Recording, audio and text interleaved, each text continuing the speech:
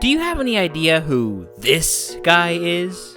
Well, hopefully, you know him as one of the most powerful figures known to fiction. This is Popeye, a man with insanely disproportionate muscles who gets his power from spinach. You should already know most of this, but lately he's been getting the short end of the stick when it comes to any new projects, and because of this, he's beginning to fade from the human consciousness. It's been only 3 years since his last cartoon? Okay, I didn't know this. What was it? Well, I wish I could answer that, but all 25 episodes produced for it are hidden. All I can tell about it after watching a grown man react to it was that it was weirdly animated and they couldn't afford voice actors for the show. Well, that was a waste of time. At least he got a movie a few years back. Oh no, wait, they ditched it for the Emoji Movie. Yeesh, this is not looking good for Popeye. I swear though, there is quality with this character. We just have to go back a little. Nope, too disturbing. Too well animated. Nah, he doesn't look right. I mean, he looks like a baby in those clothes. I miss the old Popeye. The badass Popeye.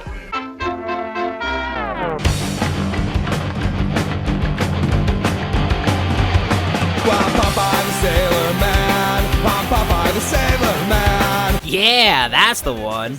He's wearing the proper uniform, he's insanely strong even without spinach. This is a character worth salvaging. It's a shame that we had to go back so many years in the past, almost 100, but I'm sure nothing bad has ever happened in the past, right?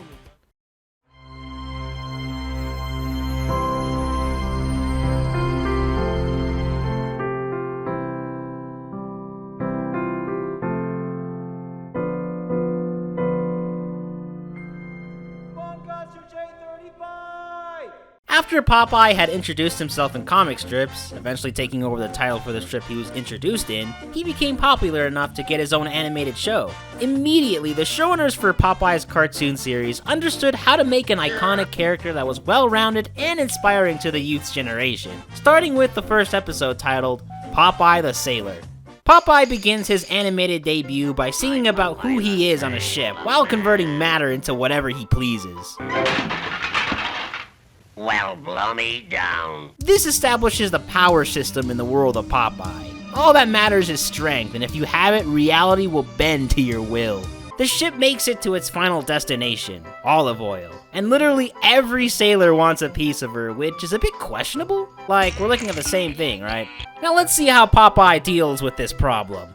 I'm Popeye the Sailor Man. Man, he's cool. Olive and Popeye then go to a carnival, along with the dude who had just moments ago been hitting on Olive, Bluto.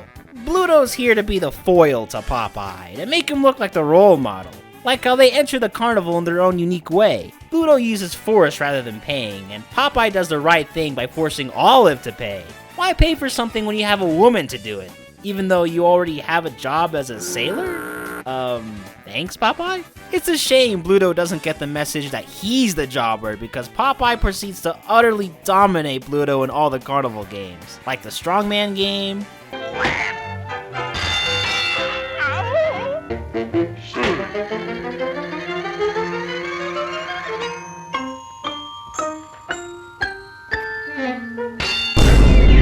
Hold on, was one of the strength levels named Indian Man?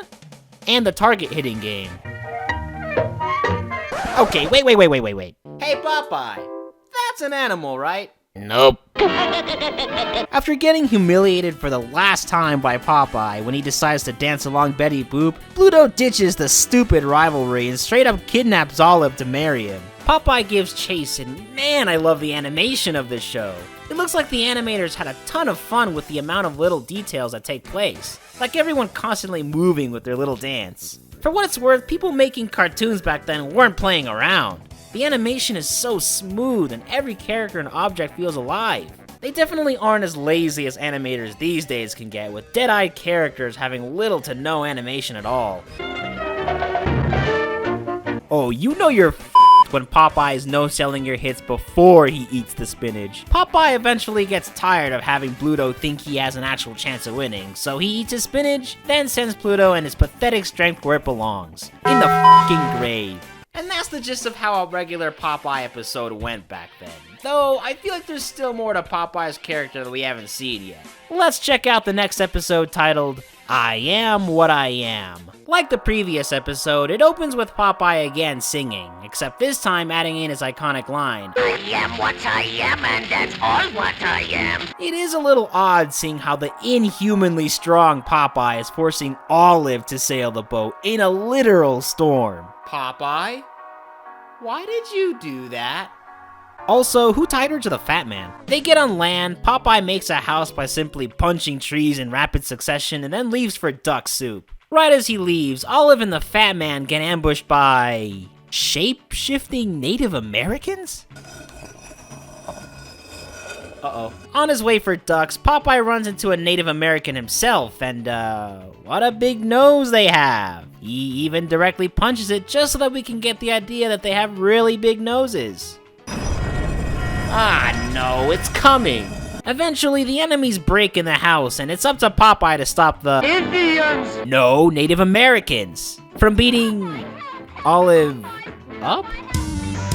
One quick entire can of spinach later, and Popeye one-shots them with their boss soon emerging, and he...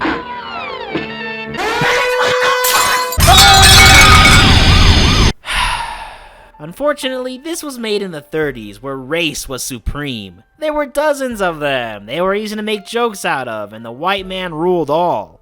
It's a shame it's connected to Popeye's first ever outings in animation, and is by far the laziest aspect of the show. But this is funny because of how ridiculous it is. These guys are not the same. And the episode concludes after this with Popeye donning the fallen Native American's headdress. Wow, that's bad. Popeye's sort of a racist asshole. I mean, he's a good character that deserves another chance? Whatever, next episode. Okay, and it's titled Blow Me Down. Man, all these titles are just phrases he says. What's next, his laugh? Or just f***ing spinach? We open yet again with him singing about who he is and why he can't afford a ship, so instead he settles for forcing a whale to do the dirty work. He makes it to land and... Dang it, Popeye! Can we go through one episode without race? For whatever reason, the Mexicans hate him and Popeye hates them. While in Mexico, Olive performs an exotic dance and is met with nothing but appraisal from Popeye. You see, that's why Popeye is so relatable. He's a deeply flawed character that doesn't always make the right choices, but instead follows his heart. Like laughing at his woman who's suffering, or forcing her to do manual labor, and hating other races because they're different from you. He's selfish, narcissistic, violent, and a little racist, but hey, he gets the job done. In this case, it's Bluto, who makes his entrance by shooting up the place, scaring everyone. Except Popeye, who continues to be unfazed. Bored, even. You know, I forgot to mention it earlier, but Popeye is just so dang cool. So Popeye does the usual. Humiliate Bluto by outperforming him to massive degrees and sending him with a beating. Then the episode ends with a trademark toothless rendition of his theme.